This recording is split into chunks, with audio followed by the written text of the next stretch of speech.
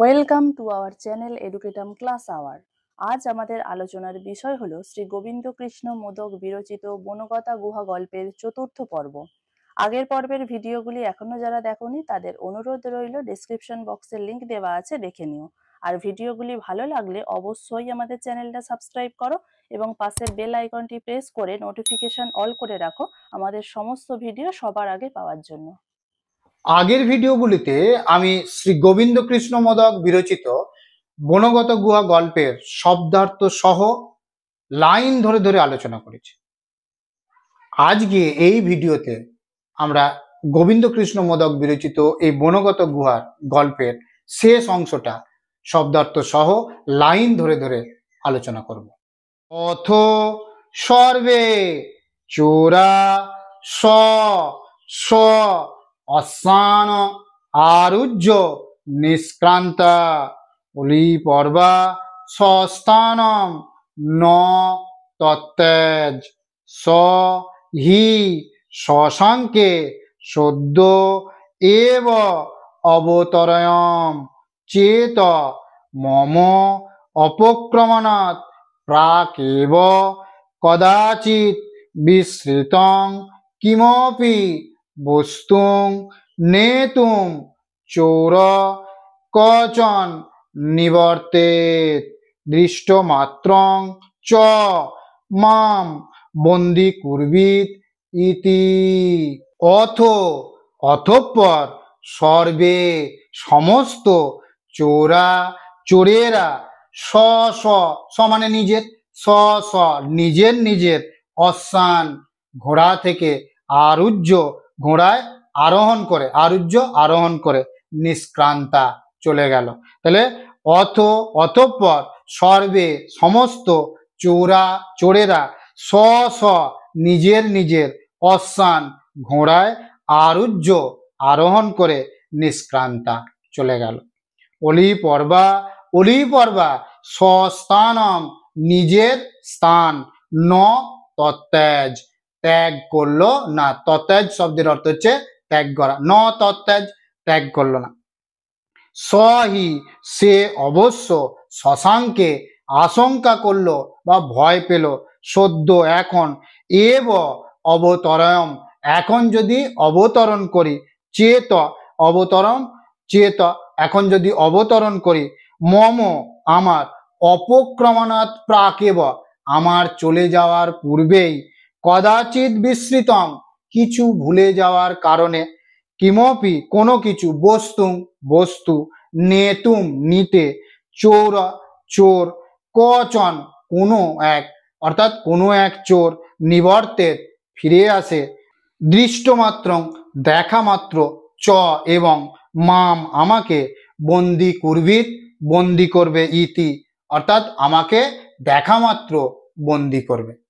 স চিন্তায়মাস চ কিম ময়া প্রক্তেন পূর্ব পদ্যেন দ্বারম ইদম বিঘটেত পশ্যামি তাবৎ তত পরং দৈবস্য আয়ত্তম এবং বিচিন্ত অসৌ বৃক্ষত অবতীর্য গুল্ম মধ্যেন শৈল মুখম যাবৎ ব্রবাজ পদ্যম চ এতৎ পপাট স্কন্দরাজ নমো তে অস্তু চৌর্য পাটব দেশিক দস্যুদেব দ্বারম ইদম বিবৃতম কৃপয়া কুরু।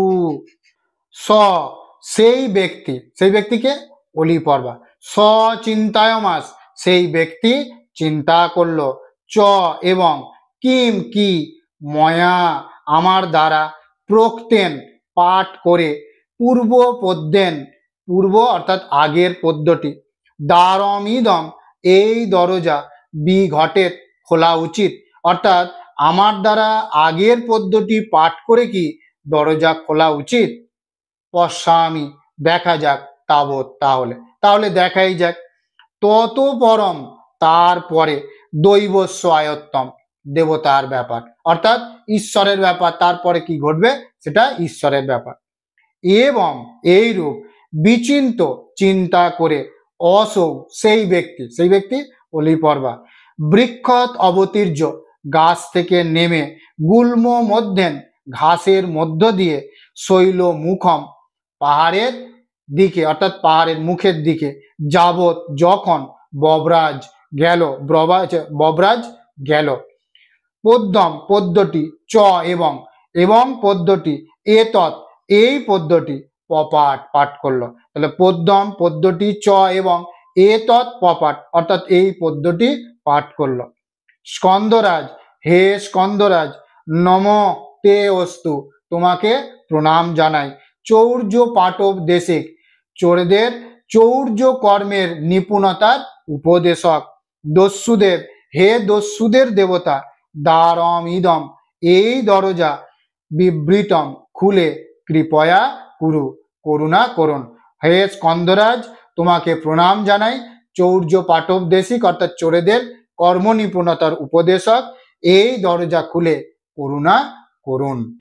অস্মিন গীত মাত্রে দ্বারম বিবৃতম গুহাভ্যন্তরম প্রবিশ্য অলি পর্বা সর্বত রাশিকৃতানি ভক্ষানি মহার্ঘানম চিনাংশুকানাং কনকস্য রজতস্য চ স্থূল স্থূলান শলাকান দদর্শ তত অসৌ স্বর্ণ পূর্ণা তাবতী রোজিন গণি আদোদে যাবতী বরুম তস্য গর্ধবা প্রভবেয়ু তা চ গণি যাতাতৈ দ্বার দেশম অনায়ত।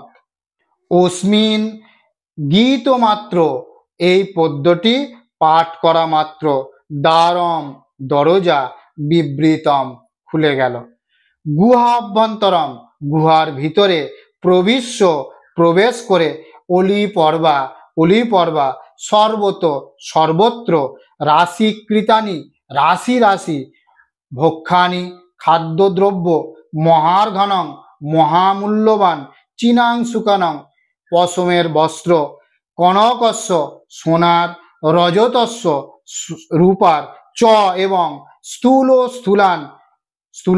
অর্থাৎ মোটা শলাকান দদর্শ শলাকা দেখতে পেল। তত তারপর অসৌ সেই ব্যক্তি স্বর্ণপূর্ণা সোনার ভর্তি, তাবতী রোজিন গণি অর্থাৎ মৃগ চর্মের বস্তাগুলি আদদে গ্রহণ করল। যাবতী বরুম যতটা সক্ষম বইতে, তস্য তার, গর্ধবা গাধাগুলো, প্রভবেয়ু বইতে অর্থাৎ তার গাধাগুলো, তিনটে গাধা যতটা বইতে সক্ষম ততটা সোনায় বা সোনাদানা সে থলিতে ভরে নিল। তা চ এবং গণি ওই বস্তাগুলো যাতায়াতের দ্বার দেশম যাতায়াতের পথে দরজার কাছে আনায়ত আনলো, দ্বার দেশম আনায়ত অর্থাৎ দরজার কাছে নিয়ে এলো। অথ বিবৃতি মন্ত্রেণ দ্বারম বিবৃত্ত তা গণি নিষ্কাস্য রাসব পৃষ্ঠান আরোপ্য কাষ্ঠৈ ছাদয়মাস তত অসৌ সংবৃতি মন্ত্রম ব্যজহার দ্বারম চ সপদি সংবৃতম তত অয়ম দ্রুততরম ক্রামন নগরম নিবৃত্ত। অতঃপর বা তারপর বিবৃতি মন্ত্রেণ খোলার মন্ত্র পাঠ করে, দ্বারম দরজা, বিবৃত্ত খুলে, তা সেই সমস্ত গণি বস্তাগুলি, নিষ্কাস্য বাইরে বের করে এনে, রাসব পৃষ্ঠান আরোপ্য গাধার পিঠে চাপিয়ে, কাষ্ঠৈ ছাদয়মাস কাঠ দিয়ে ঢেকে দিল। অর্থাৎ অলিপর্বা সেই সোনা দানায় ভর্তি বস্তাগুলো দরজার কাছে বার করে এনে তার যে 3টে গাধা ছিল সেই গাধার পিঠে চাপিয়ে কাঠ দিয়ে ঢেকে দিল। কেন বলতো? তার কারণ হচ্ছে যাতে কেউ না বুঝতে পারে। তত তারপর অসৌ সেই ব্যক্তি সংবৃতি মন্ত্রম বন্ধ করার মন্ত্র পাঠ করে ব্যজহার পাঠ করলেন। সংবৃতি মন্ত্রম ব্যজহার অর্থাৎ বন্ধ করার মন্ত্র পাঠ করলেন। দ্বারম দরজা চ এবং স্বপদী নিজে থেকে সংবৃতম এবং দরজা নিজে থেকে সংবৃতম অর্থাৎ বন্ধ হয়ে গেল। তত অয়ম তারপর এই ব্যক্তি দ্রুততরম দ্রুত বেগে ক্রামান নগরম নিবৃত্ত পায়ে হেঁটে নগরে প্রবেশ করলো। অর্থাৎ তারপর অলিপর্বা দ্রুত বেগে পায়ে হেঁটে নগরে প্রবেশ করলো।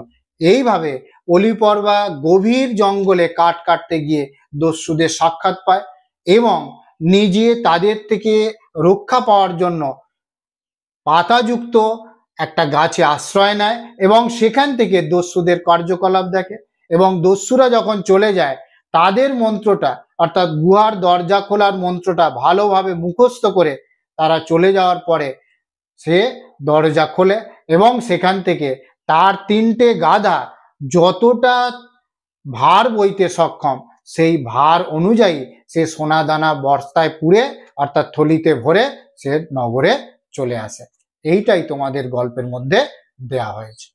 ভিডিওটি কেমন লাগলো তা কমেন্টে জানিও, আর ভিডিওটি ভালো লাগলে আমাদের চ্যানেলটা অবশ্যই সাবস্ক্রাইব করো।